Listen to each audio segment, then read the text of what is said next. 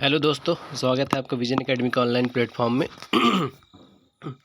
दोस्तों, हम MPPSC prelims का यूनिट 5 कवर कर रहे हैं, जिसमें हमारा आज का टॉपिक है मध्य प्रदेश की जनजातियाँ। जनजातियों से रिलेटेड मैंने 2 वीडियो पहले ही अपलोड कर दिए हैं। अगर आपने उनको नहीं देखा है तो पहले आप उनको देख लीजिए, जिसमें हमने भील जनजाति, गोंड, कोरकू, कोल इन सब को कवर कर लिया है। आज इस टॉपिक में हम मध्य प्रदेश की विशेष पिछड़ी जनजातियों को कवर करेंगे। दोस्तों, अगर आप ये पूरा वीडियो देख लेते हैं तो इन विशेष पिछड़ी जनजातियों से जो भी इम्पोर्टेंट क्वेश्चन बनते हैं, आप उन क्वेश्चन को बहुत आसानी से लगा पाएंगे। तो चलिए स्टार्ट करते हैं। दोस्तों, मध्य प्रदेश में 3 ऐसी जनजातियां हैं जिन्हें विशेष पिछड़ी जनजाति का दर्जा दिया गया है। क्लियर?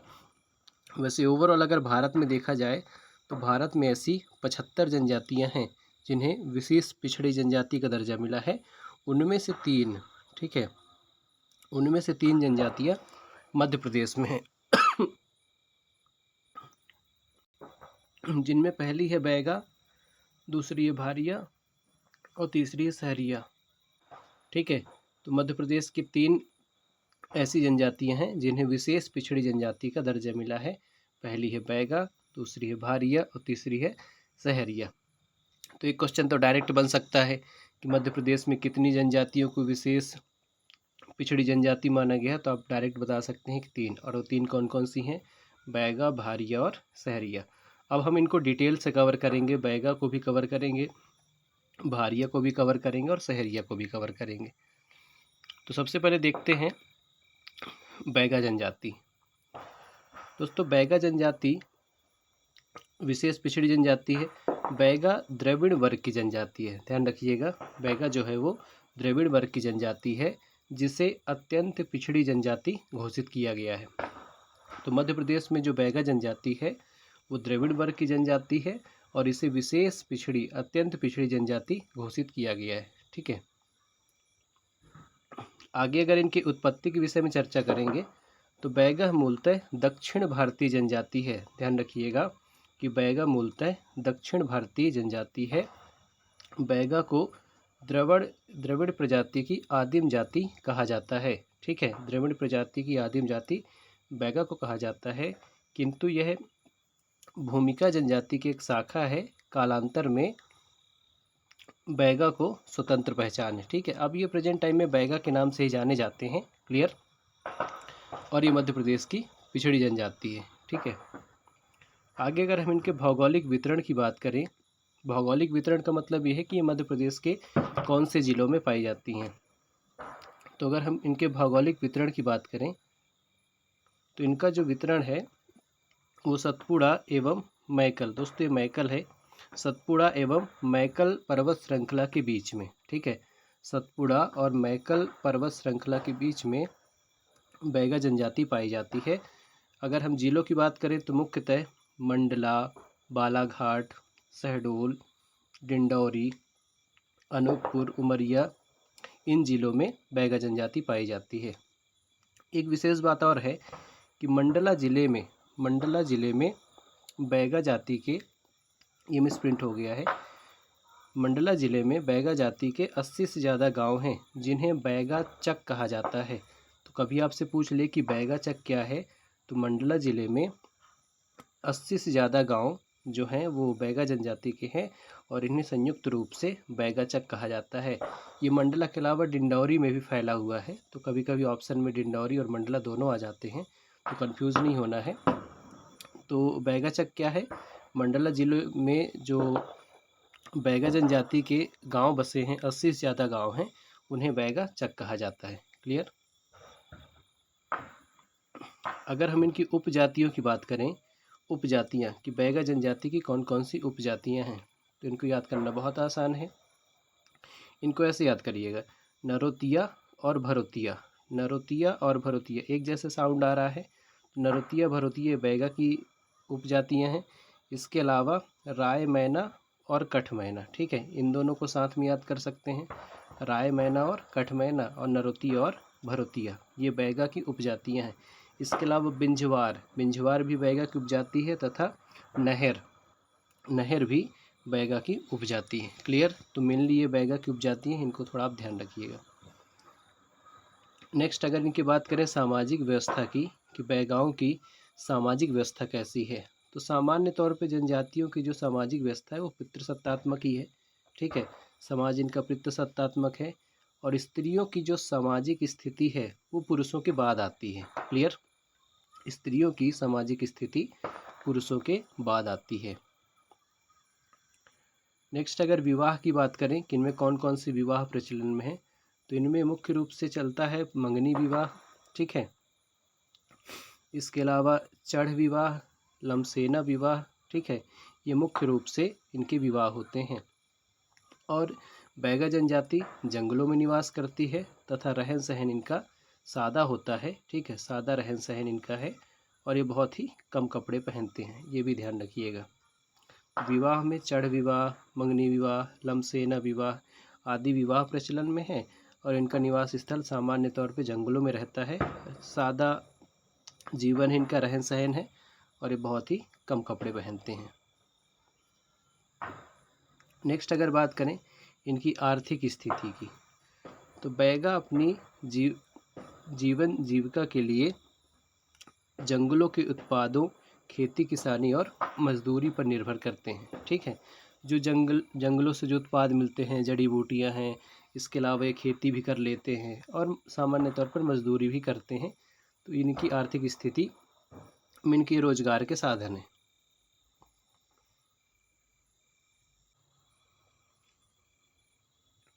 आगे बात करें तो यह लोग मुख्यतः झूम खेती करते हैं, जिसे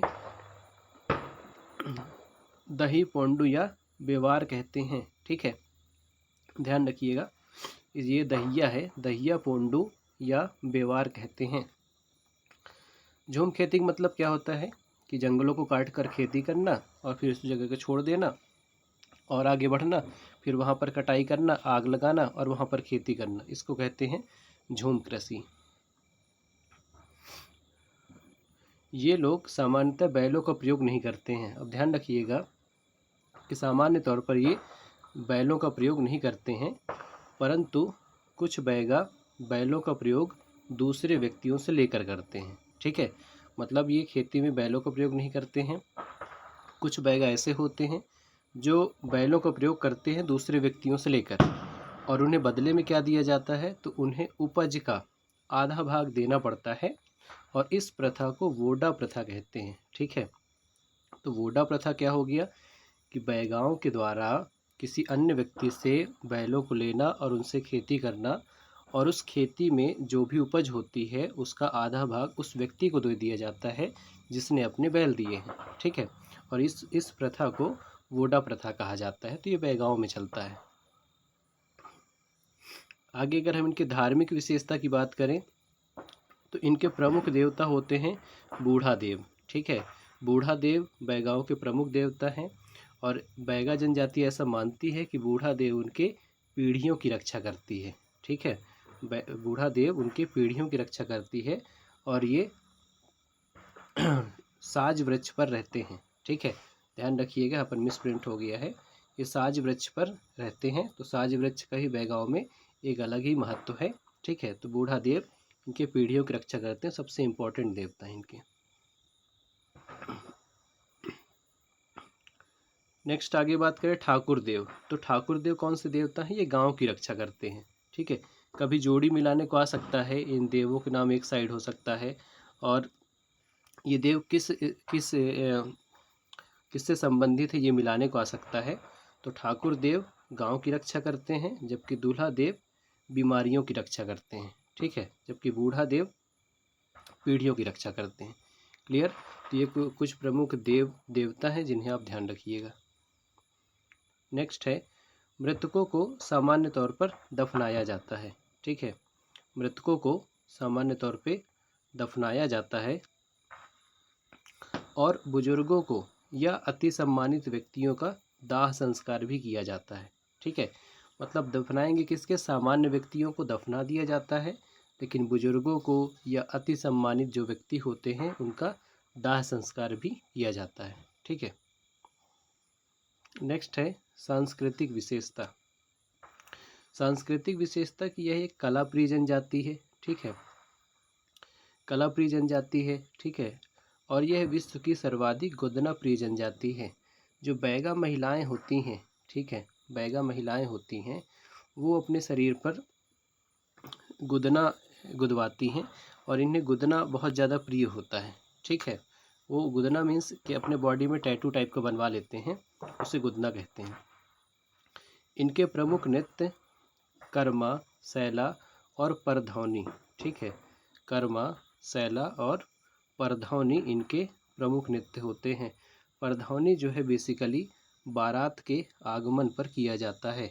ठीक है, ध्यान रखिएगा, बारात के आगमन पर क्या किया जाता है? परधौनी किया जाता है। ये प्रधानी नहीं है, एक्चुअल में ये परधौनी है। ठीक है, परधौनी नृत्य बैगाओं का नृत्य है और ये बारात के आगमन पर किया जाता है। इसके अलावा ये कर्मा है, सैला, ये इन बैगा जनजाति के प्रमुख नृत्य होते हैं। ठीक है, और विश्व की सर्वाधिक गोदना प्रिय जनजाति बैगा जनजाति है। क्लियर? तो इस तरीके से हमने बैगा जनजाति के जो भी इम्पोर्टेंट फैक्ट बन सकते थे वो हमने सारा कवर कर लिया है। ठीक है,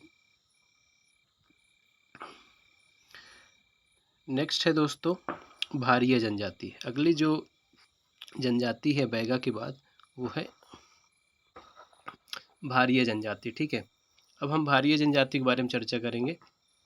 सबसे पहले इनकी उत्पत्ति देख लेते हैं।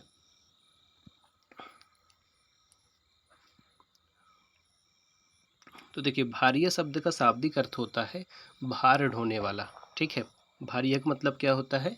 जो भार ढोने वाला होता है उसको भारिया कहते हैं। यह गोंड जनजाति की एक शाखा है जो द्रविड़ियन परिवार की जनजाति में शामिल है। क्लियर? तो भारिया का मतलब क्या हुआ? भार ढोने वाला। यह गोंड जनजाति की एक शाखा है। ठीक है, ये 2 पॉइंट आप इनके उत्पत्ति के संदर्भ में याद रख सकते हैं। क्लियर? इसके अलावा इनका भौगोलिक वितरण की बात करें, भौगोलिक वितरण, तो भारिया मुख्यतः राज्य के छिंदवाड़ा एवं कुछ आबादी जबलपुर में है। क्लियर?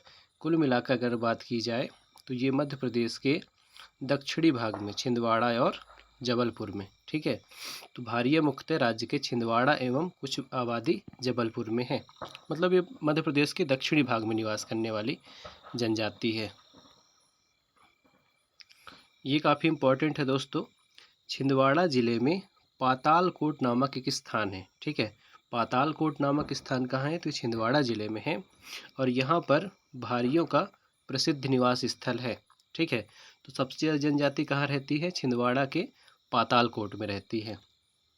पातालकोट मध्य प्रदेश का एक निचला क्षेत्र है जो चारों ओर पहाड़ियों से घिरा है।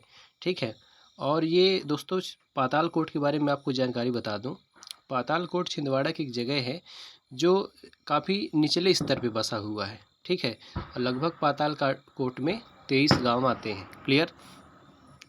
यहाँ की जनसंख्या का 90% भारिया है। ठीक है, जो पातालकोट में जितनी पॉपुलेशन रहती है उसका 90% भारिया है। पातालकोट के भारिया, ध्यान दीजिएगा, पातालकोट के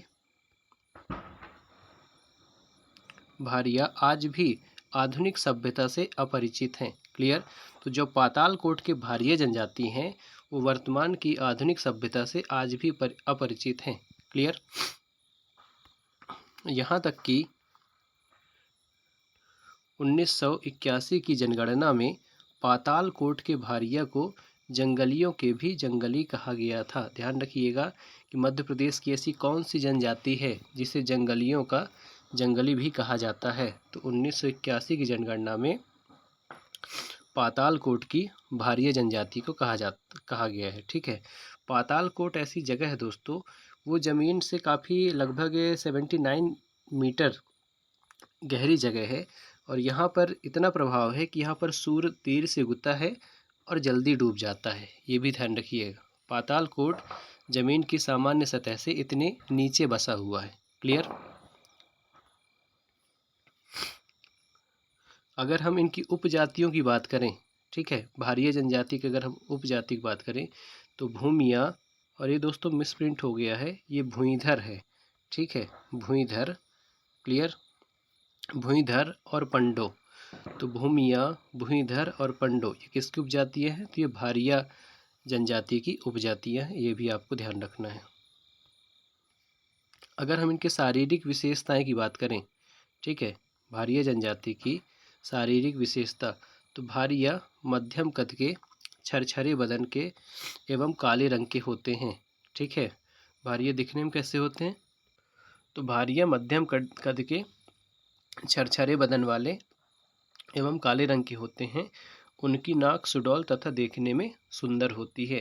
तो ये भारिया की शारीरिक विशेषताएं हैं। आगे अगर इनके हम सामाजिक विशेषताओं की बात करें तो भारिया पितृसत्तात्मक है एवं रूढ़िवादी समाज है। ध्यान रखिएगा, भारिया पितृसत्तात्मक है और रूढ़िवादी समाज है। भारिया समाज गोत्र चिन्ह पर आधारित है। क्लियर, भारिया समाज गोत्र चिन्ह पर आधारित है। भारिया जनजाति में संगोत्र विवाह वर्जित है, मतलब एक ही गोत्र में ये विवाह नहीं करते हैं, बल्कि ममेरे फुफेरे भाई बहनों की विवाह को शुभ माना जाता है। ठीक है, ममेरे फुफेरे भाई बहनों की विवाह को शुभ माना जाता है। एक प्रकार से आप इसको दूध लौटावा जैसा समझ सकते हैं। ठीक है, उनके प्रमुख विवाह मंगनी विवाह, लमसेना विवाह, राजी बाजी विवाह और विधवा विवाह, ये भारिया के प्रमुख विवाह होते हैं। ठीक है, नेक्स्ट अगर इनकी आर्थिक विशेषताओं की बात करें तो भूरिया प्रारंभ में अस्थायी खेती करते थे। अस्थायी मतलब एक जगह पे खेती करना, कुछ टाइम के बाद यहाँ पर खेती बंद करके दूसरी जगह पे खेती स्टार्ट कर देना, इसे कहते हैं अस्थायी खेती। और इसे भारिया जनजाति क्या कहती थी? उसे कहती थी दहिया। ठीक है, लेकिन वर्तमान में ये स्थायी खेती करते हैं, मतलब अब ये एक ही जगह पर कंटिन्यू खेती करते हैं, स्थायी खेती करते हैं। लघु वन उपज एवं जड़ी बूटियों का संग्रह करके पारंपरिक आर्थिक स्रोत हैं, मतलब जंगली जड़ी बूटियों को इकट्ठा करना, उसको बेचकर ये कुछ पैसे भी कमा लेते हैं, उन्हें कहते हैं कि लघु वन उपज और जड़ी बूटियों का संग्रह करके आर्थिक स्रोत है, मतलब पैसे कमाने के स्रोत होते हैं उनके। नेक्स्ट है धार्मिक विशेषता। इन पर हिंदू धर्म का प्रभाव अधिक है। ठीक है, भारिया जनजाति पर हिंदू धर्म का अधिक प्रभाव है। ये होली, दिवाली, नवरात्रि त्यौहार को मनाते हैं। ठीक है, साथ ही इनके कुछ स्थानीय देवता होते हैं, जैसे बूढ़ा देव, दूल्हा देव, नाग देव प्रमुख हैं। ठीक है, तो ये भारिया जनजाति के प्रमुख देवता हैं, बूढ़ा देव, दूल्हा देव और नाग देव। क्लियर, अगर इनके हम प्रमुख नृत्य की बात करें कि भारिया जनजाति के प्रमुख नृत्य कौन से हैं, तो भाड़म एवं सैतम, याद रखिए काफ़ी इम्पोर्टेंट है। भाड़म एवं सैतम ये भारिया जनजाति के प्रमुख नृत्य है। जबकि रंगभंग, रंगभंग क्या है भाई? तो रंगभंग भारिया जनजाति का युवा ग्रह है। क्लियर, युवा ग्रह तो रंगभंग भारिया जनजाति का युवा ग्रह है। युवा ग्रह के बारे में थोड़ा जान लीजिए। युवा ग्रह में विवाहित लोगों को जाना वर्जित होता है और इसमें अविवाहित युवक और युवती जाते हैं, वो आपस में नृत्य करते हैं, बातचीत करते हैं, इसको कहा जाता है युवा ग्रह। ठीक है, तो आई होप कि आपको बैगा जनजाति और भारिया जनजाति अच्छे समझ में आ गई होगी। अब लास्ट है हमारा सहरिया जनजाति, हम उसको कवर करेंगे।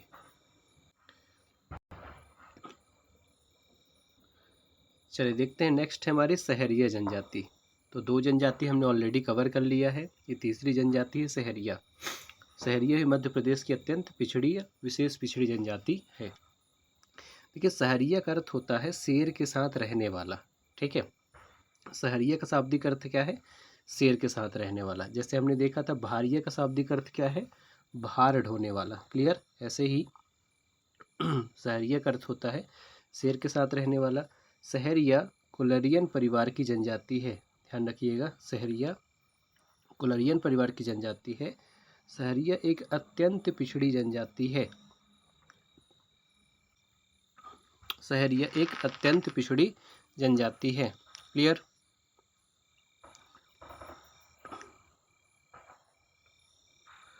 सहरिया अपने को भीलों का छोटा भाई कहती हैं। तो ये भी क्वेश्चन बन सकता है कि कौन सी जनजाति स्वयं को भीलों का छोटा भाई मानती है। तो आप याद रखिएगा सहरिया जनजाति। ठीक है। आगे हम अगर इनकी बात करें भौगोलिक वितरण की, ठीक है, तो भौगोलिक वितरण आगे दोस्तों मैं आपको मैप से भी समझाऊंगा इन सभी जनजातियों का भौगोलिक वितरण। ठीक है। भौगोलिक वितरण की बात करें तो सहरिया मुख्य रूप से उत्तर पश्चिमी अंचल, खासकर गुना, शिवपुरी, दतिया, भिंड, मुरैना, विदिशा, रायसेन एवं बुंदेलखंड क्षेत्र में निवास करती है। क्लियर। तो सहरिया जनजाति कहाँ निवास करती है? उत्तर पश्चिमी अंचल में। उनमें कौन कौन से जिला आएंगे? तो जिला आपको ध्यान रखना है ताकि आपको एक आइडिया हो कि हाँ इस तरफ सहरिया जनजाति पाई जाती है। तो गुना, शिवपुरी, दतिया, भिंड, मुरैना, विदिशा, रायसेन। क्लियर। या बुंदेलखंड क्षेत्र आप याद रख सकते हैं। अगर इनका सर्वाधिक घनत्व की बात करें तो ग्वालियर संभाग में, ठीक है, ग्वालियर संभाग में इनका घनत्व सर्वाधिक है सहरिया जनजाति का। क्लियर। आगे देखते हैं सामाजिक विशेषताएं। तो सहरिया जहाँ रहते हैं, ध्यान रखिएगा, सहरिया जहाँ रहते हैं उस स्थान को सहराना कहते हैं। क्लियर। तो सहराना क्या है? ये सहरिया जनजाति का निवास स्थान है। प्रत्येक परिवार में एक मुखिया होता है, जबकि सहराना का मुखिया पटेल कहलाता है। क्लियर। क्लियर। तो सहराना का मुखिया क्या कहलाता है? पटेल कहलाता है। ये भी ध्यान रखिएगा। इसमें विवाह संबंधी नियम कठोर नहीं होते हैं। सहरिया जनजाति में विवाह संबंधी नियम कठोर नहीं होते हैं। इसमें विधवा विवाह को मान्यता प्राप्त है। ठीक है। तो विधवा विवाह का प्रचलन सहरिया में देखा जा सकता है। इसके अलावा सहरिया जो समाज है वो पितृसत्तात्मक है। क्लियर। आगे देखते हैं सहरिया की आर्थिक विशेषताएं। सहरिया अपनी जीविका के लिए वनों पर संग्रह, जड़ी बूटियों की खेती और मजदूरी पर निर्भर करते हैं। ठीक है। इसका मतलब ये हुआ कि वनों पर संग्रह, जो जड़ी बूटियां हैं, खेती और मजदूरी पर निर्भर करते हैं। परंपरागत शिल्प और शिकार भी सहरिया के अल्प आर्थिक स्रोत हैं। ठीक है। मतलब ये कुछ शिल्प का काम भी कर लेते हैं, इसके अलावा शिकार भी कर लेते हैं। ठीक है। सहरिया जनजाति ये घने जंगलों से जड़ी बूटियों का संग्रह का कार्य करते हैं। जंगलों में जाते हैं, वहाँ से जड़ी बूटियाँ लाते हैं और उनको बेचकर आर्थिक लाभ प्राप्त करते हैं। ठीक है। उनको बेचकर ये कुछ पैसे कमा लेते हैं।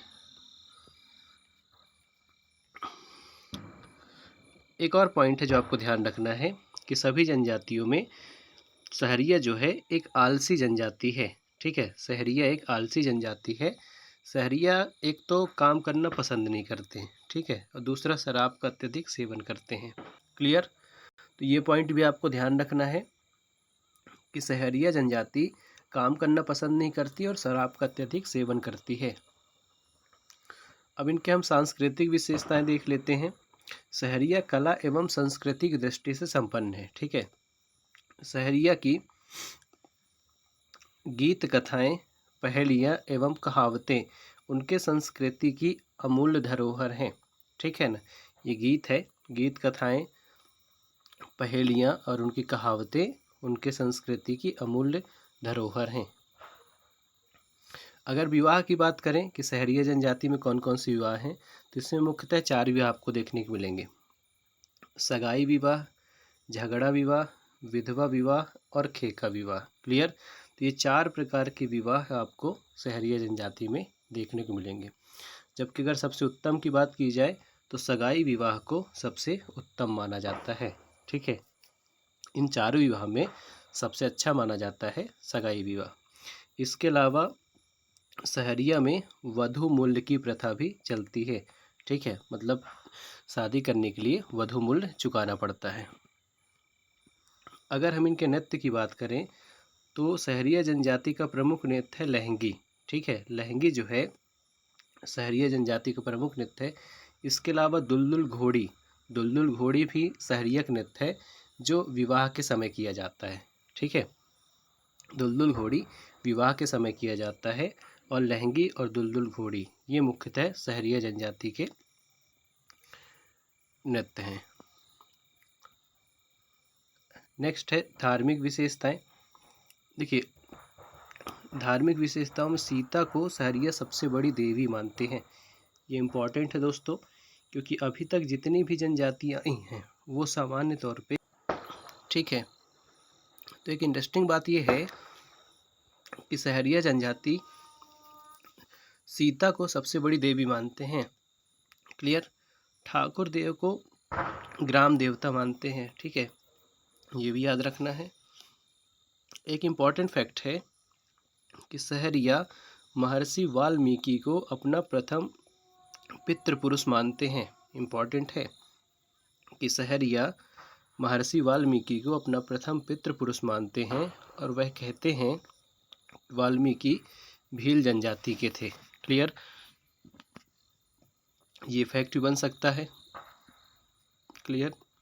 तो इस तरीके से दोस्तों हमने बैगा, भारिया और सहरिया जनजाति को कवर कर लिया है। ठीक है, अगर ये वीडियो पसंद आता है तो आप इस वीडियो को लाइक ज़रूर करिएगा और चैनल पे पहली बार है तो चैनल को सब्सक्राइब ज़रूर करिएगा। दोस्तों, MPPSC प्रीलिम्स की हमारी ऑफलाइन क्लास भी चल रही है। ठीक है, तो आप हमारी ऑफलाइन क्लास भी ज्वाइन कर सकते हैं। ठीक है, हमारी offline class the vision academy Shahdol के नाम से शहडोल पे चल रही है। क्लियर, वहाँ पर आप प्रीलिम्स की क्लास भी ज्वाइन कर सकते हैं और हम प्रीलिम्स की टेस्ट सीरीज भी चला रहे हैं, आप उसे भी ज्वाइन करके अपनी तैयारी को और बेहतर कर सकते हैं। ठीक है, धन्यवाद।